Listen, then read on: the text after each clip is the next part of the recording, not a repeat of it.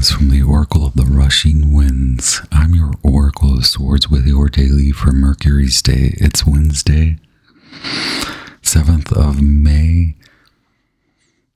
Born on a Wednesday. Wonderful.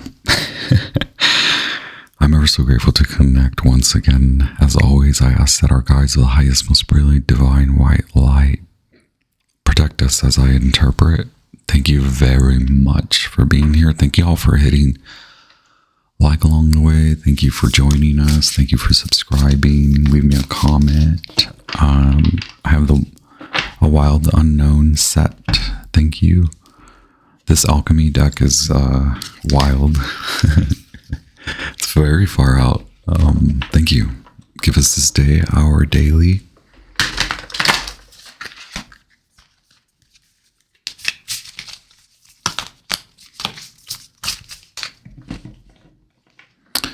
Last few moons, the quarter markers, the last quarter moon in Aquarius 2 weeks ago, or 1.5 weeks ago.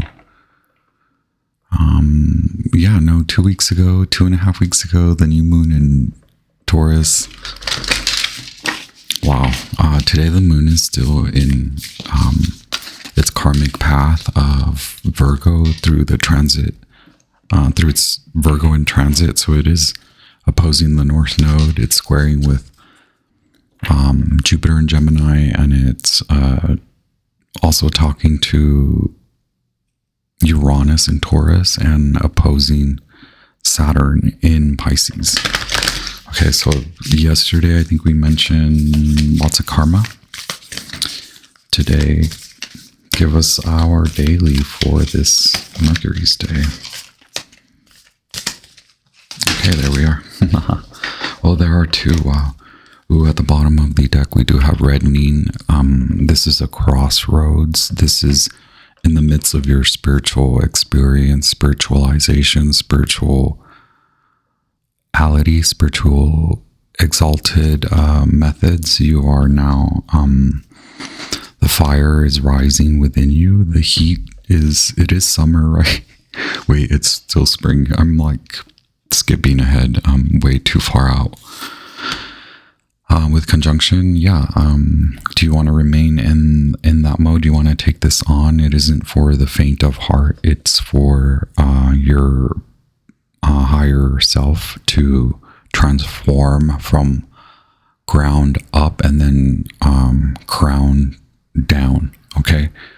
It does mean, we are at a crossroads, right? With the conjunction card number 71.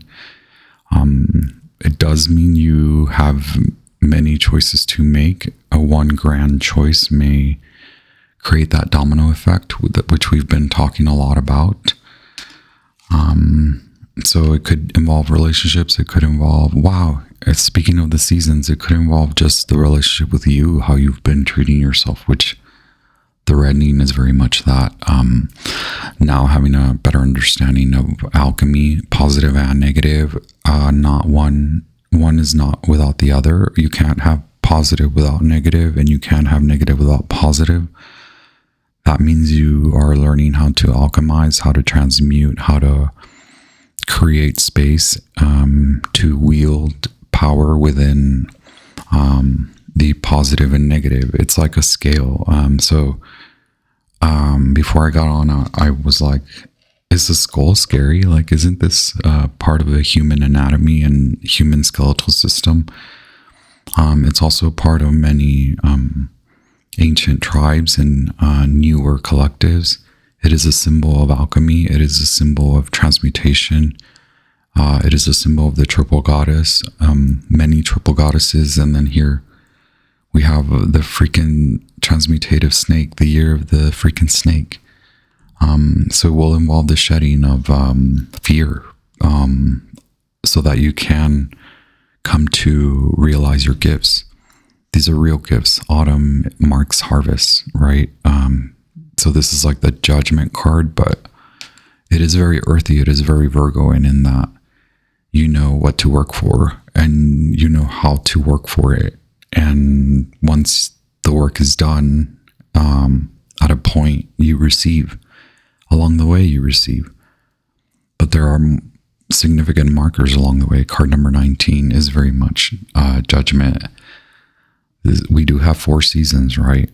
Autumn is auspicious in that we reap what we sow. We reap in the autumn what we sow in the spring. So we can't skip to summer, right? Because we gotta sow some good. Is it all about good? I don't know, Virgo. Do you want to be all just good? Is everything just good? Is everything along your path very good?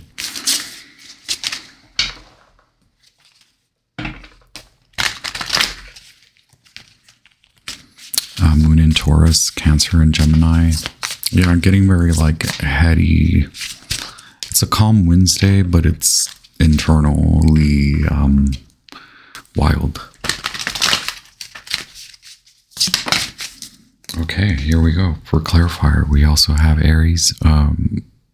Mercury in Aries has been very active over the last few days. What have you realized since the quarter moon in Leo, right? What did you attempt to manifest? What did you what were you believing in during the moon in Taurus about a week and a half ago, right? That is a very masculine effort, but it does require you to feel valuable in all aspects, right? And the Emperor is many aspects. In reality, we have Scorpio and Aries here. Wow. Yeah. So get out of your head. More clarity on conjunction, right? Wow. We have that infinite loop.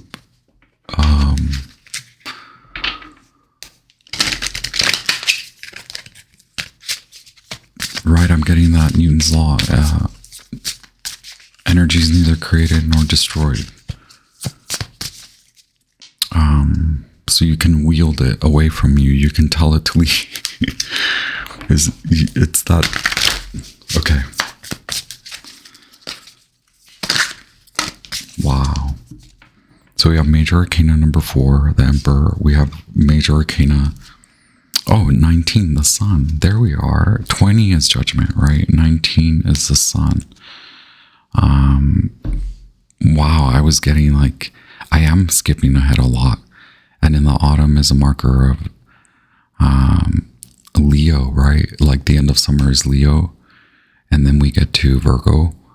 So before we get to that Virgo in autumnal space, we will be in full expression. We will be asked to be in our fullest expression, authentically or otherwise, right? How will you pursue your expression, and then how will you commit to it? How will you allow it to come out? How are you sowing your expression now in the spring, and then how will it be reaped? How is this a whole summer reading, right? Good for you. I mean, it's karmic, right? Because in the autumn we'll have those eclipses once again, and so we are coming to this like breathing point in time. But it is a very like auspicious timing, right? With the Page of Pentacles, the Daughter of Pentacles. I love that Kim Krans references the youthful states of the daughter and the daughters in there's like similarity to the pages. So you've received many a message to move on. You received many a message to create something new. You received many a message about the birthing on a longer timeline versus like, hey, what's new this month? What's new this season? Now what's new? What can you create in your reality over the next, 2, 3, 4 seasons, right? This is very much a magical, crafty, works with their hands, works with their tools, works with laws of manifestation, and then actually works with creating, works with planning. Okay. Maybe you still need to learn a lot, which that's what the reddening is about. But that's what you're coming together with, right? And then we have the freaking Hierophant. We have Major Arcana number 4, the Emperor, and then we have Major Arcana number 5, the Hierophant. We are in that Taurus season, so coming back to reality, not being so far flung. Sometimes we can tend to become lost in the sauce, okay? Because we are seeing too far ahead. We're already committed to what can be. Our beliefs can fling us all the way into the future. And this is a reminder that there's a lot of heat involved in that. There's a lot of yearning and desire involved in wanting something that is still not sown yet, but then going so far into the future that you start believing that it's already this grand gesture. Right now, it's you, the gesture of you, the expression of you, with the independent Queen of Swords, Libra, and also, yes, shadow aspect or ladder timing of Virgo. It speaks of independence. It speaks of coming into your own, like a significant independent state, masculine reorder, maybe even allowing the commitment to flourish, allowing the proverbial relationship to come in, right? Allow it to flourish without you rushing it. And maybe this is what you've learned too, is like the rush of someone entering in your life, right? What it does to you, what it means for your inner child healing, and then what it means in regards to how far you are in a healing journey. Are you really ready for this? Because there's a lot of desire, but there's also a lot of work involved. And right now it's like, remain independent. You always want to have independence, regardless of whether you are in a contract with a real man or real woman or real person. Wow. Okay. Let's see. Love, divine union, infinity. Look at you. What a great reading. I gave you the whole fatherly speech. It's the great alchemical operation of love. During this stage, we witness the miraculous work of two opposites merging. Allow it to merge, right? It is not a compromise, but rather an activation, a holding of tension and presence that allows each of the entities to thrive and express themselves. The sun. Experiencing conjunctio is one of the blessings of the human experience, whether the bond is with human, nature, or divinity. Recognize it by the stirring of your heart and an element of surprise. Through the opposite arises the infinite. Okay, there's a lot to learn about you, your craft, and your independence, yourself and your money, your livelihood before this divine love union. Either way, you are extremely blessed. Cheers.